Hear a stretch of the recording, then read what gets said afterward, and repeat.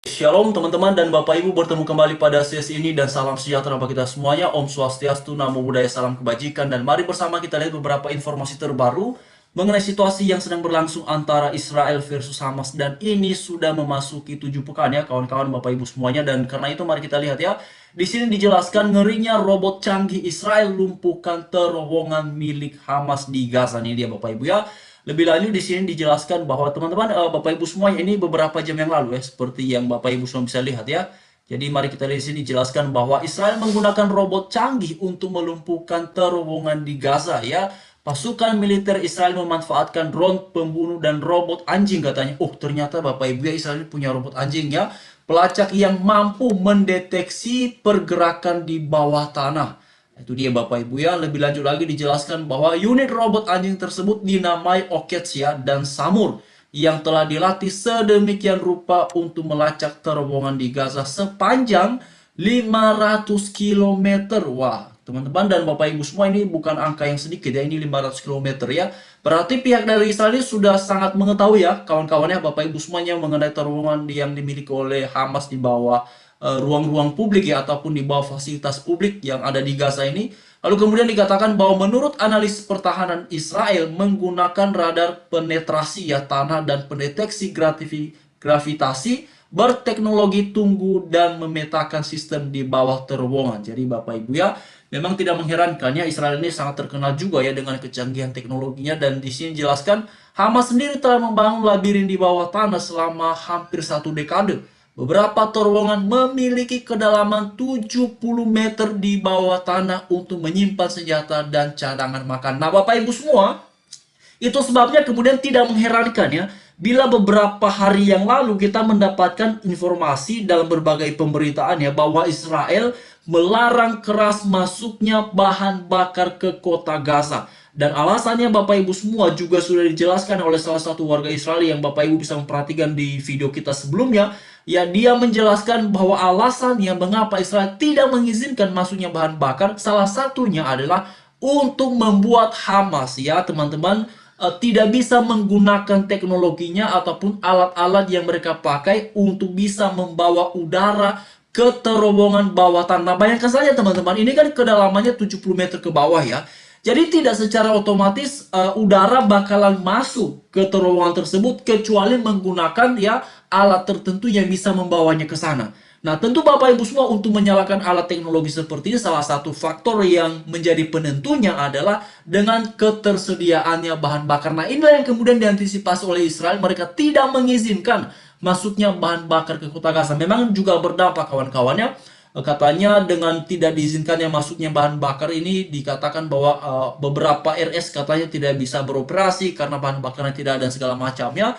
Tapi juga di satu sisi kemarin ada satu uraian yang saya lihat ya, katanya pihak dari Israel itu mengatakan bahwa mereka sudah menawarkan bahan bakar ke beberapa rumah sakit ini, tetapi katanya ditolak teman-teman. Jadi rencananya Israel ini maunya ya, ini berdasarkan penjelasan dari Netanyahu kemarin teman-teman, dalam salah satu pemberitaan dikabarkan bahwa Israel maunya mereka sendirilah yang kemudian memberikan ataupun yang mensuplai bahan bakar di beberapa RS ini, tetapi dengan catatan kawan-kawan ini dipantau langsung oleh pihak Israel. Nah, katanya itu tidak diterima oleh rumah sakit teman-teman ya. Nah, apalagi beberapa hari yang lalu kita juga menemukan ya bahwa Israel ini kan sudah rilis yang berdasarkan data intelijennya.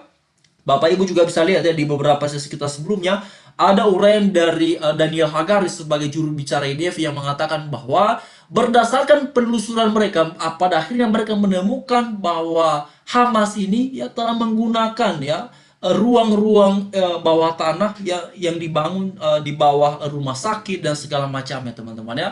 Itu yang kemudian membuat mereka sangat berhati-hati sekali mengenai bahan bakar yang termasuk kalau itu masuknya ke rumah sakit. Karena katanya teman-teman dijelaskan oleh kemarin siapa namanya Geva ya, dia menjelaskan bahwa mereka meyakini ya bahwa Hamas ini juga mengambil bahan-bahan bakar yang ada di RS katanya untuk mereka ya supply ataupun mendukung aktivitas mereka di bawah tanah, terutama mengenai masuknya udara ke sana. Nah, itu dia Bapak Ibu. Jadi memang teman-teman semua menjadi hal yang sangat masuk akal ya, jadinya Israel sangat berhati-hati sekali ya, karena ternyata Bapak Ibu ini bukan main-main ya.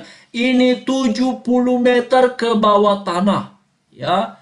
Nah, kemudian Bapak Ibu semua, memang kita juga tidak bisa pungkiri bahwa serangan di antara kedua belah pihak ini telah memunculkan dan menimbulkan banyak korban yang tidak bersalah, termasuk di antaranya teman-teman warga baik yang ada di Gaza maupun yang ada di Israel. Namun sebenarnya begini ya, ketika saya mau bicara mengenai korban yang ada di Gaza maupun di Israel teman-teman ya, tentu saya secara pribadi tetap melihatnya dan konsisten saya lakukan ini dalam sudut pandang kemanusiaan, tetapi harus yang bersifat objektif, jangan kemudian ada apanya ya. Karena begini kawan-kawan semua, apa yang terjadi beberapa waktu belakangan adalah banyak sekali yang berbicara mengecam terkait dengan Israel yang melakukan serangan kepada pihak Hamas, dan kemudian tidak bisa dipungkiri banyak sekali warga biasa yang menjadi korban, warga yang tidak berdosa menjadi korban dan segala macamnya.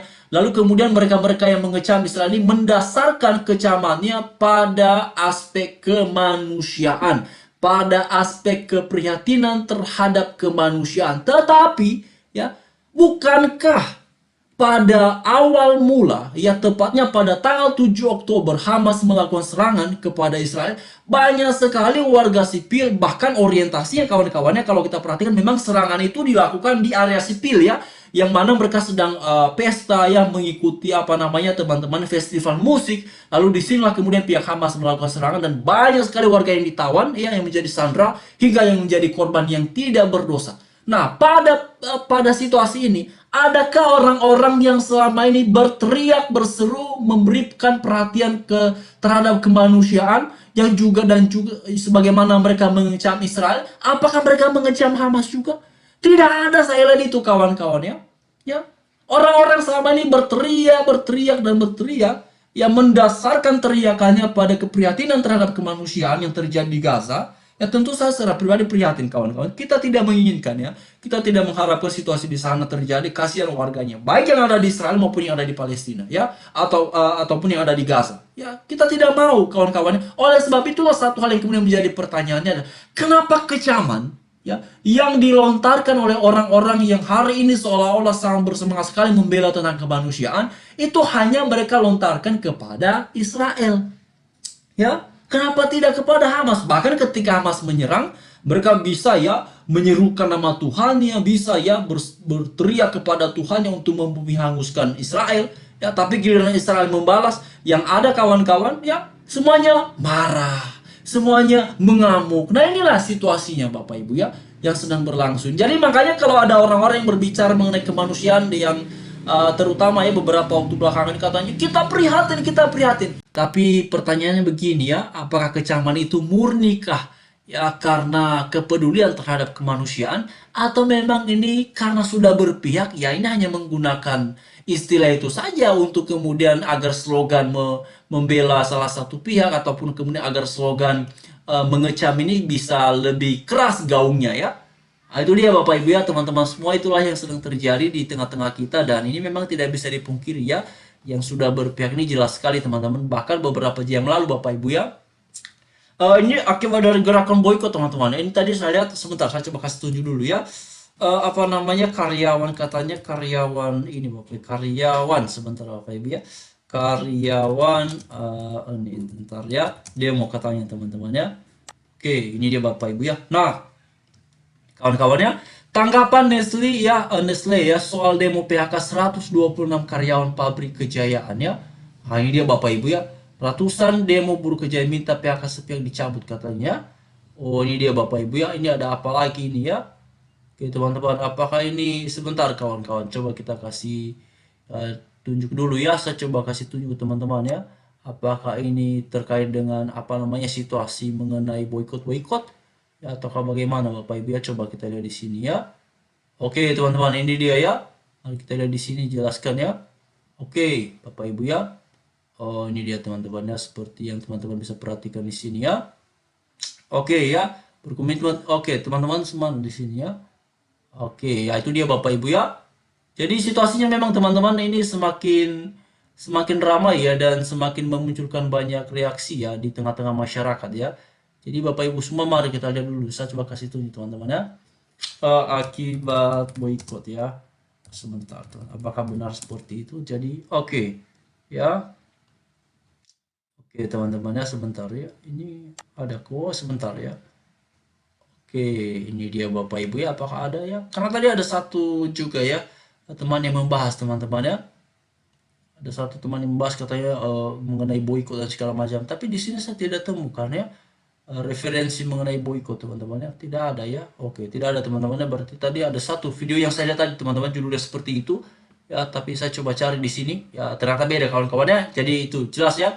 Nah, nanti kalau kita ada informasi terbaru ya coba kita lihat apakah ada hubungannya dengan situasi sekarang atau bagaimana teman-teman. Ya, untuk sekarang tidak ada ya. Jadi itu karena tadi ada saya lihat satu video kawan-kawannya yang judulnya itu kasihnya demo akibat dari boykot katanya ya. Tapi di sini justru tidak ada pemberitaan mengenai itu ya. Jadi Bapak Ibu semua ya kita kembali kepada topik bahwa apa yang sedang berlangsung di sana tentu ya. Ya kita harapkan semoga situasinya kembali ataupun kemudian segera normal ya. Karena kasihan sebenarnya Bapak Ibu ya. Apa yang terjadi di sana ya itu kan telah menimbulkan banyak korban terutama dari pihak warga. Jadi mari kita terus suarakan kebaikan, suarakan kebenaran dan apa adanya bukan ada apa yang, dan mari kita bicara mengenai kemanusiaan tentu dalam perspektif yang objektif dan netral ya supaya semuanya bisa kita sampaikan dengan sebaik-baiknya. Terima kasih kawan-kawan, salam sejahtera bagi kita semuanya.